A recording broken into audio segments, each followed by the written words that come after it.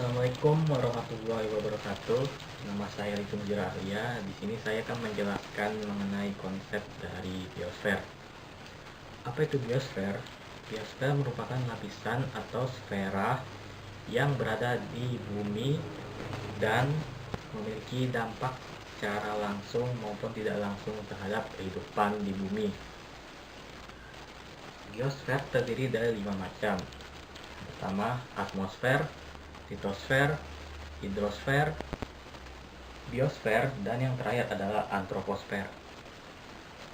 Karakteristik dan sifat dari geosfer itu ada dua, yaitu relatif statis maupun sangat dinamis.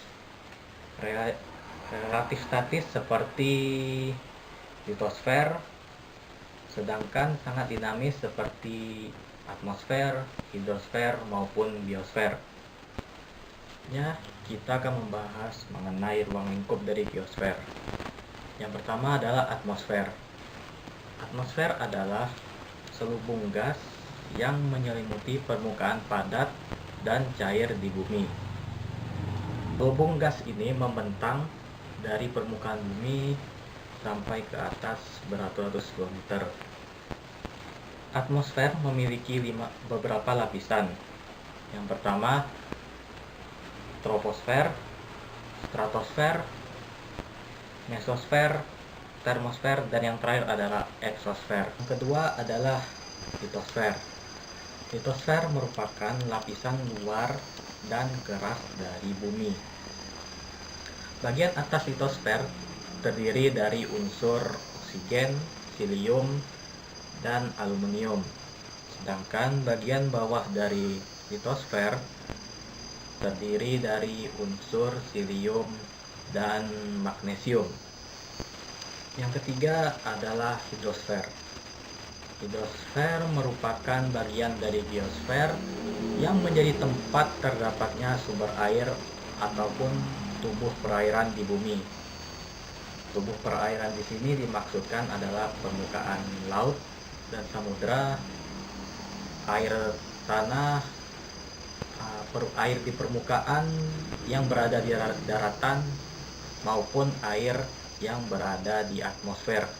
Yang keempat merupakan biosfer. Biosfer merupakan bagian dari geosfer yang terdapat pada troposfer, litosfer, maupun hidrosfer yang di dalamnya terdapat kehidupan. Oleh karena itu, biosfer dapat juga disebut sebagai lapisan kehidupan. Tiap permukaan bumi yang masih memiliki kehidupan dapat disebut sebagai lapisan biosfer. Faktor-faktor yang mempengaruhi kehidupan dalam biosfer adalah faktor iklim, tanah, ataupun makhluk hidup. Terakhir adalah antroposfer. Antroposfer adalah bagian dari biosfer yang merupakan ruang tempat tinggal hidup bagi manusia beserta segala aktivitasnya. Meskipun bagian dari biosfer, antroposfer tidak selamanya berhimpitan dengan biosfer. Yang berhimpitan dengan biosfer ini maksudnya adalah apabila manusia bisa hidup secara normal dan alami seperti di perkotaan ataupun di pedesaan. Sedangkan yang tidak berhimpitan dengan biosfer di sini adalah misalnya di permukaan laut ataupun di pegunungan yang tinggi, di mana manusia tidak bisa hidup secara normal dan alami di sana. Terima kasih. Assalamualaikum warahmatullahi wabarakatuh. Perkenalkan, nama saya Naurah Najmatus Surya dari Offering L 2018. Di sini saya akan menjelaskan mengenai materi ekologi. Yang pertama adalah mengenai pengertian ekologi. Ekologi dapat didefinisikan sebagai pengkajian hubungan organisme atau kelompok organisme terhadap lingkungannya, atau ilmu hubungan timbal balik antara organisme-organisme hidup dengan lingkungannya. Selanjutnya adalah ruang lingkup ekologi, yaitu adanya organisme atau individu, populasi, komunitas, ekosistem Selanjutnya adalah prinsip utama ekologi, yaitu adanya interaksi, adanya saling ketergantungan, adanya keanekaragaman, adanya keharmonisan, dan adanya kemampuan berkelanjutan. Untuk manfaat ekologi sendiri, yaitu kita bisa mengenal keanekaragaman hayati, mengenal perilaku makhluk hidup, mengetahui peran manusia terhadap lingkungannya, dan kita bisa memetakan pangan. Selanjutnya adalah jenis ekologi. Jenis ekologi yaitu ada ekologi manusia, ekologi hewan, tumbuhan, habitat, populasi, ekologi sosial, bahasa, dan antariksa. Nama saya Feliana Wahono dari Offering L.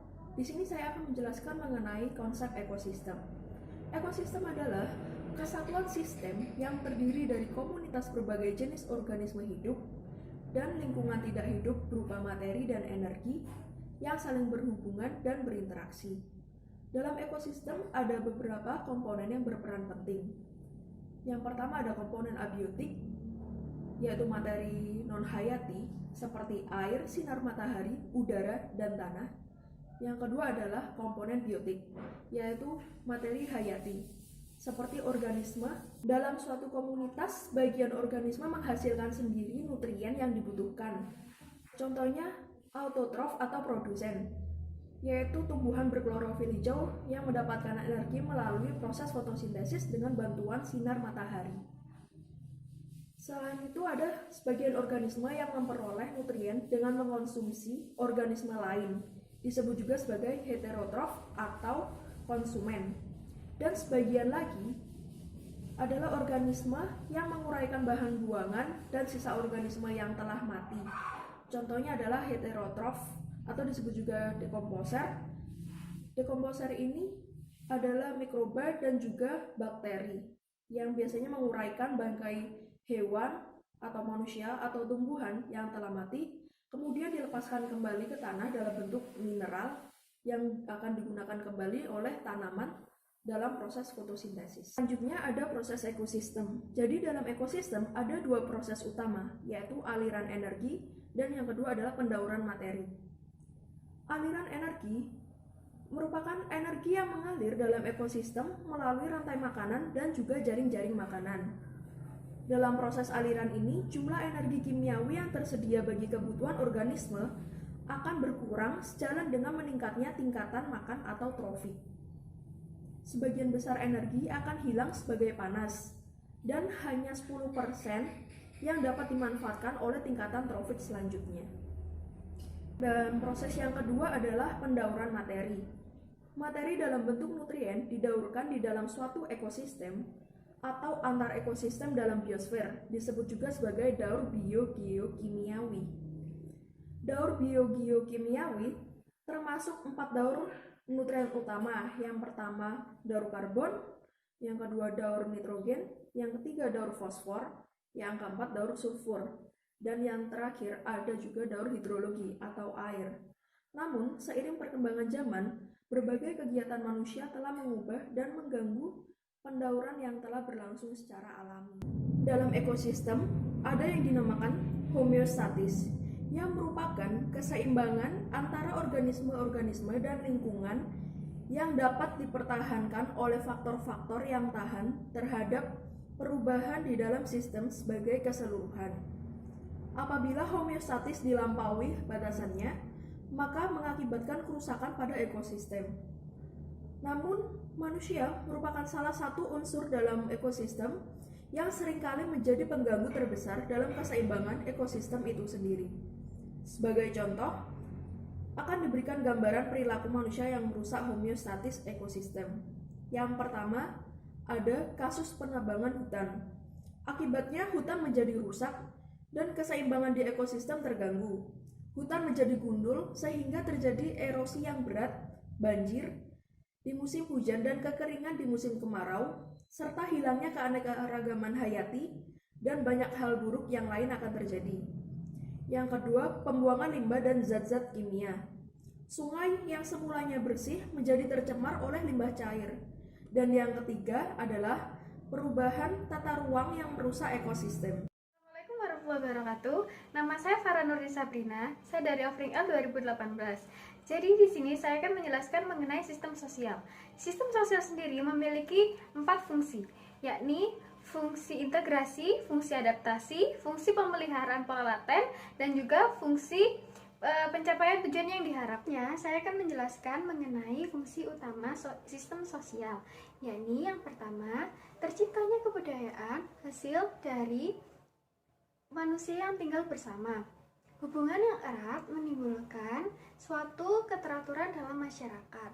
Saling bergantung menimbulkan adanya aturan dalam masyarakat. Yang keempat, yakni bercampur atau bergaul dalam waktu yang lama menimbulkan adanya komunikasi yang baik antar masyarakat. Saya akan menjelaskan mengenai klasifikasi sistem sosial menurut Morgan Lane.